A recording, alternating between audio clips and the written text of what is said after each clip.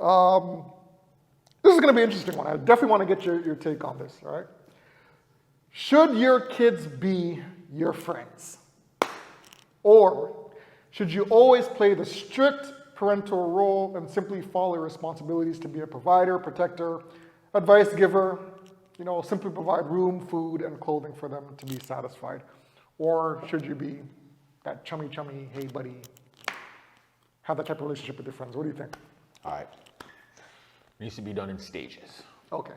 So, when you're kids, obviously kids look at you, oh, you're my friend, mommy, you're my friend, daddy, okay. You don't want to knock that, but you got to let them know, hey, there's a separation. Like, I am the adult, you are the child. You still have to listen. Because when you play too much with kids, and it's no fault of their own, they're kids, like, you can't blame them. They're going to play with you on the same level. That's right. They're going to think you guys are friends. So they're going to do things that are like, oh, okay, we're friends. I can be a little more rough with you, slap you up harder and stuff. Listen, I let them all know. You hit me, I'm going to give you the same. The amount of energy you put into that slap to me, I'm going to do it back to you. Which is going to hurt more? Yeah. Okay, so we got to level off on how we're playing here, right? Yeah. But you got to tell them, right? If they get a little rough, you be like, hey, easy. Right? With your kids. When they so in that aspect, you let them know you're not friends, but you give them that friendly atmosphere. You want them to be comfortable to talk to you like you're kind of a friend. Yeah. Right? Now you get to like the teens, going into the teens. Okay. You're not teen, but say like 11, 12, say 12, 13, 14, that going into there, you can be a little more mature with them, right? You're not doing the kiddie stuff because they're maturing and they don't even want to do all that no more, right? Most likely, right? They're growing up past that. So you get a little more, but again, you're not friends. Basically, I'm saying the friend time is when this stage, when they're grown, they have a family of their own, or they're established and they're out there living, or they could be paying rent at home, but they're living an adult life, then you're still my child. But we can talk on a friend level. Okay. Right? Like you can talk to me, but you don't have to feel a ways about, I can't talk. Like, I know you're having sex. We can talk about sex. Yeah. You know what I mean? Like, you should be able to talk about drugs, whatever, you know what I mean? Anything in life, we can talk about it. But they wouldn't talk. They wouldn't talk to you in a friendly manner that they would talk to a friend No, about the same things. And I don't expect. I expect you're gonna keep some stuff, private. And you're gonna talk to someone else and say a little more in your detail of what happened than me in certain things. I'm not expecting you to tell me every single detail, but you should be able to come to me and talk to me about certain things to a certain level of it, a certain aspect, you know what I mean? Like if you got into trouble about something or whatever, when you're a kid, you want to hide and whatever, but if you're grown now, it's like, okay, moms or dad, the other day, this and this happened, what do you think? You should be able to do that, and you give an opinion. You don't have to really sugarcoat, you can just give them your opinion on it. Good point. Right? But friends get to that. When you're parenting, when it's the parenting stages and they're home and they're dependent on you, there it is. When they're independent, you can be friends. Okay. When you're dependent, friendliness can go on. Okay. But you're not friends. You know what separates us being friends? This little thing called the belt. That is what separates us. I can give it to you. Yeah. You can't do that to me. So no, and you're not gonna.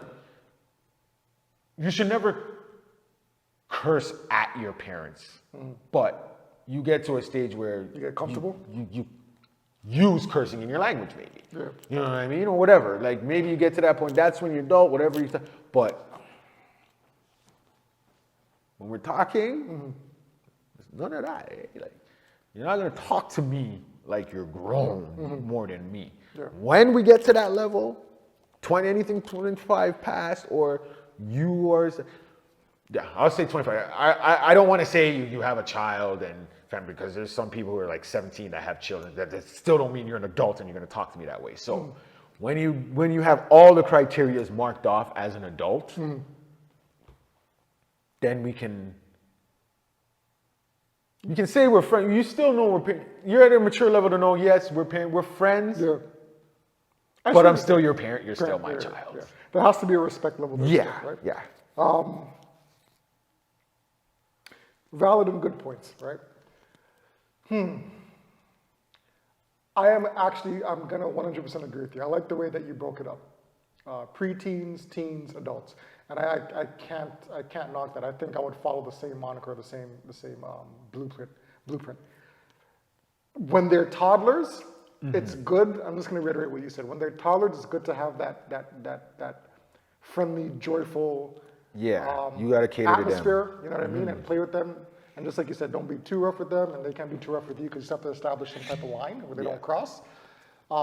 In their teens, you see, in this generation, it's harder to be that friend. And you kind of have to be, but it's harder because, and the reason why I say that is because you know what's out there in the world, right? So you have to be strict and open with them. Say, hey, this you can't do, this you can't do, this you can't do. But because of what they're already experiencing in the world, you start to be open and have a listening ear to how what they're going through, how they can communicate with that with you, right? And it's very delicate. And it's how they are as a person, also like how respectful they are to you to garner that type of friendship. That's right. That, okay. But yeah, if you're rude and all that, no, we're never friends. This is Warden and you're For example, so just to give you another example, if Octavia or if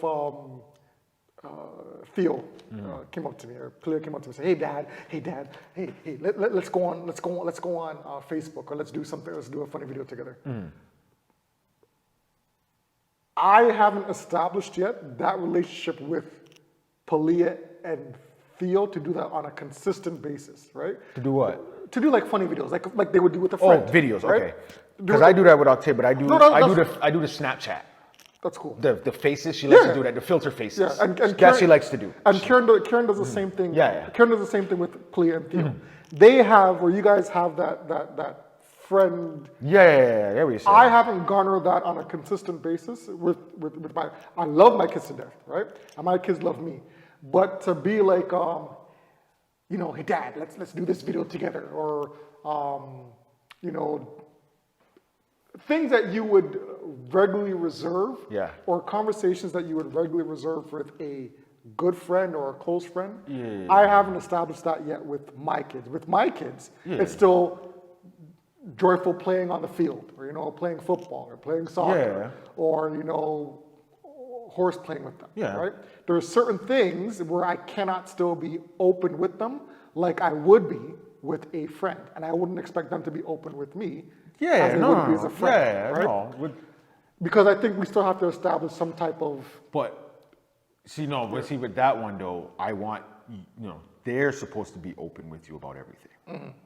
You don't need to be open with them about everything. In that stage of life, you need them to be open about everything with you. That's right. Because you don't want someone to be able to say, hey, come here, or I give you this, we go play out here, but you can't tell daddy, you can't tell mommy. Because when they get that whole, I can keep secrets, that's when that stuff happens. So they do need to be open to, I get they may not be, I know that's what you're probably saying, that they may not be open with you, but they do need to be open with you at that stage. But I get what you're saying. And and the only reason I say some parents are open with their kids, because I've seen where parents are open to their kids about relationships. Oh, some of them cussing all you know what I mean? Yeah. And that's the type of relationship I can't have. No, that to me is not even a relationship. Like if I can't tell my kids about the relationship that me and Karen have on a personal basis, like, come here, play. I need to talk to you about something. This is bothering me about your. Like I can't. That's weird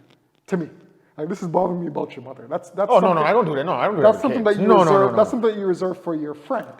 Right? Yeah. So in that aspect, I can't keep a friend type of relationship with my kids when it comes to certain things. That I think you could. That would probably be when they have their own family, That's right. that's when you could probably be able to step to them and be like, yeah, because they're in the same situation. They would have a wife or husband, depending on what you guys are talking about, of their own. Yeah. They can relate because they're going through the same Same thing. thing now. That's right. That's what it is. Like, your friends relate. You're friends with someone because you relate. Time out. TJ, I hope you can take out the stomach growling. Are you hearing it? I'm not hearing anything. No, so. don't edit that. You know, as a matter of fact, don't edit it. Everybody, I want to introduce you to the fourth guest, right? The fourth person, the fourth member of WWG. Not really silent member. It's called Warren's stomach. Now, as you may not, you probably don't Made an see appearance it, last week. but there's a mic right here, right? And my stomach, when I'm hungry, it growls like a mother, right? So for the past hour and a half, listen, I've been dealing with probably. Listen, I ain't even hearing I've it. been dealing with the best host. I'm not even hearing it. And the best director behind the scenes because he's lying. I know he hears it. TJ hears it, and I'm trying to drown it out by talking over. I got my so own at this going. point, I'm waving the flag. Go ahead, growl, talk. If you have something to say on the topics, go ahead and speak. I think he was. But we're gonna formally introduce the stomach, the belly, the growling stomach as our fourth member because he won't shut the fuck up. As our WAWG. What's the nickname that we're giving him? What would the belly say? I don't know. Belly growler. Big belly, bro. Big belly growler. So if you guys are hearing it, my bad. We're not gonna edit it. It is what it is. I'm hungry. Whatever. Right. We're good to go. Sorry, brother. Because I know it's bothering me. But go ahead. No, I'm dead serious. I was not hearing anything. The fact he said, I'm like, okay, I guess it is going because he's saying he hears it. I wasn't really kind of. I got my own make it think. But okay, as you saying, establishing the friend thing. Yeah, as I was saying, you're only. When you can relate, that's when I feel you can kind of consider friends. Like you can consider yourself friends because you can talk about things, everything you can relate to. You can have discussions about things, right? I think it also depends. You're probably different, right? But it also depends if it's Palia or Theo or Aiden, right, or Octavia, right? Because I'm pretty sure that as they get into their teens. Do you want to hear everything she wants to talk about? Or do you think she should have that conversation with Jen? Off-screen Jen, sorry. Listen. I'll tell you right now. Yeah. My daughter is totally different. Okay? She's grown. Like, she's more grown than me at times. When I say that, it's like she's all... So do you guys? One day I'm gonna let her come on and you'll see how she is. But so do you see you two becoming more friends than you and Aiden? Honestly, like right now, I think me and her. Okay. Me and her connect more, and I see Aiden and his mom connecting. On things like relatable things, I see that. Like we've seen it. She's me and he's her. With things that they do in their personalities and stuff like that. Listen, she already has a boyfriend, like established. That's her boyfriend. No, whenever you want to do that, Martin and Will Smith scene, listen. I'm ready. Listen. She already had pictures drawn out. And listen, okay, I'm gonna leave that there, whatever, right? But me and her mother give a kiss. She's standing there. I hear you. She come in. She's looking. She's seeing. Ooh, you guys are kissing. Ooh, and off screen told me the other day. She's like. Because she knows me, and when I come home from work, me and her mom, we go out, have our time or whatever, right? They're in bed or whatever. So she's like, "Oh, are you and Daddy going out again? Are you and Daddy gonna have sexy time?" And so I was like, "What?" Daughter's 6 years old, telling him about having sexy time and stuff. And it's like, yo, but she's saying it in like it's a playful manner. It's not in that type of sexual manner that you think is. It's just like. So that's what, you know what I mean. It's just. So that's what I mean. It could be different. So It's lighthearted. When she's in her teens, right? Yeah. She can joke with you like that, right? She'll be able to. I see it in her already. I see things in her. But can Aiden? Yeah. Aiden can do that. Yeah, he can do that with me. I can see, but he's different. I already see the difference in him with girls and her difference with boys. Like he's not into that yet. He's not. His is still school. He's a school guy. Good. Right. Which. Good. Don't divert from that. I already told him, don't worry about girls. They will come in your time. Establish your stuff. And I even tell her to table, but like I just told you, she's in her own world. Okay. She does good in school. Good. So she does her stuff, and I think she tries to prove herself because of her brother. Mm-hmm. Because he's up there and she knows about him. He's in gifted program. He knows that. So she does her stuff. We don't pressure her. Mm-hmm. She takes it upon herself to do what she wants. So I give them all of that and all of that stuff, and that's where it's like, I can see you. I don't see them as friends. Mm-hmm. They're not friends with me. But they see you as a friend. They can see me as that's how I want you to see me, as you can come and talk to us. Let us know any situation you feel. Mm-hmm. Come to us. I don't want you to feel like, oh, I'm gonna get in trouble. I can't go. Just come to me. Tell me. Don't worry about being in trouble. Mm-hmm. Just come to us, and we will deal with it then. You might not even get in trouble for coming to us, instead of trying to fix it on your own if you don't. I mind you, I've done that myself. I've fixed stuff or tried to fix stuff on my own as happened, but we've grown up in two totally different settings and eras and and environment and an atmosphere and all that. So I don't expect that from them, but I let them know, hey, we're not your friends at school, so you can't talk to us like that and act like that at us. That's right. But we are your friend. We are your parent, but you possess the same qualities that you want in a like friend. if we were grown the same level, we would be friends. That's right. I like the way you said that. If we were the same age, whether I was a kid or you were grown, we would be friends. Yeah. So we can there is that, but we're not there, so we can't. You're not grown yet. You don't have a family, so we can't do that yet. Yeah. No, I agree. I think just for me, just to end this segment, I think it's important to establish open communication with your kids. Mm-hmm. And just like you said, I'll piggyback on what you said, you have to have that open line of communication. You can't have a relationship where they're going to be afraid to talk to you about certain things. So you have to adopt that friendly, welcoming atmosphere, that they know that they're in a safe place to come to you as a friend, to talk to you about something personable, right? Mm-hmm. But at the same time, they can get it misconstrued or misinterpreted as, you know what, because I could come to them a certain way, I can now joke with them in a certain way, I can now talk with them in a certain way. That has to be established. Right? And I think that's the challenging part on navigating on how to be a good parent. But also trying to be that open parent. Those are the difficulties that I personally run into. So it's a good learning lesson. We can go much deeper into that, but we don't want to do that right now. We got some stuff we want to go to, right? So all right. But next keep topic. the conversation open. Keep it in the comments. Keep the conversation at home if you want, or even later on down the podcast. If you want to be a guest, you can come on and be a guest, and we can talk about it again and all that. You know what I'm saying? Hit us up in the DMs if you want to be a guest, or you want to come and just chill out too. We can do that too. That's right. So this one is a little bit of a well-known fact. It hasn't really escaped any of us. You know, we don't speak enough on it. But black people getting killed in movies. Okay, we skip in the early part. Okay. In the early part of movies, right? Yeah. I'm pretty sure to director TJ and DJ H2O and myself, me and my wife, we watch movies every single night. We make it one of our personal things to do. And I can take notes after notes after notes about the black person dying first in a movie. Now it's been a thing. To me, it's always been a thing. What's your take? Do you think it is a thing? Well, do you personally think it's a thing? As much now, I don't.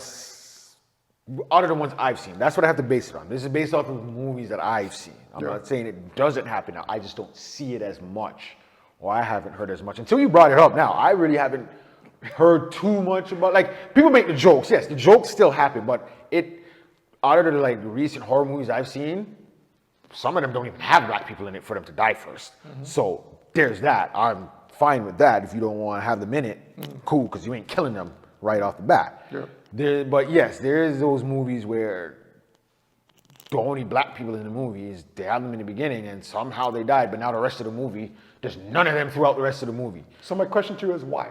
Why? Well, even we know what that was back then. Why? That was their way of saying, hey, we put black people in the movie, but we don't want you in it that long.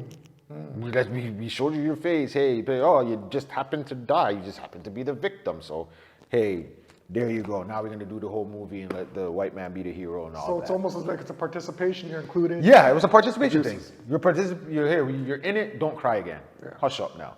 And then obviously, and then you're going to take it maybe at the beginning, even though you notice like, oh, I'm pretty sure they notice it off the bat, like, oh, why did we just die already? Or even if they go throughout the movie a little bit, the first deaths are gonna be the black one in the group, or whatever, and it's like, why? Yeah. And most of the time, if you listen, they're probably the smartest one in the whole damn group, anyways. But that's why they probably have to go first. Why? And I've posed this question to a couple people, and I asked my wife as well. Why do you think, as a black actor, they take upon these roles, knowing that they're probably the first ones to be offed? I don't know, like get established, just to get your name in there, get some credits under your name. Honestly, if I'm just coming up, knowing the connotation though, knowing the history, so you know that they. No, but but if it's in the time then, like if we're talking about this time where there's not a lot of black people making roles, they're not getting into like movies or whatever. I'm coming up a little bit. And this is what's offered, and this is the only thing that's been offered to me, right? I may have to take it because I need to get some type of credit under my belt. Gotcha. I'm no one right now to turn down really offers. Who am I to turn? Obviously, if it's something that's really like degrading to your morals or something like that, then I get it. You don't want to do that. But if it's just simply, okay, you're dying in the movie first, but you're in the movie, you're getting your name credit, you get your name in the credit, whatever, even if it's your name and murder number one or whatever it is. Murder number one. You're still, you have something there when you go to your next. Now, if I'm seeing that on my script, yo, but there is no murder number one. No, Warren. but remember, you need everyone for the movie to happen. Someone has to take that role. Yes, and it'll be like, well, someone else can do it or whatever. But say someone else took that role, and now off of that role, someone saw that and liked the way they were killed or how they died in the scene or something. Yeah. It's what you do with what you get, right? In the beginning, you just need a couple roles. You just need something under your belt. I'm not saying if you get 10 roles, make those 10 roles the exact same thing, you dying, but you get one, okay, you get killed in it, done. You go to you get a next one, it comes to you, and say it's basically the same thing. Yeah. Okay, you know still what? rolling with it? I'm gonna take one more. At what point do you say, fuck this shit, I'm not dying anymore? If I'm getting other offers, or if it seems like that's all I'm getting.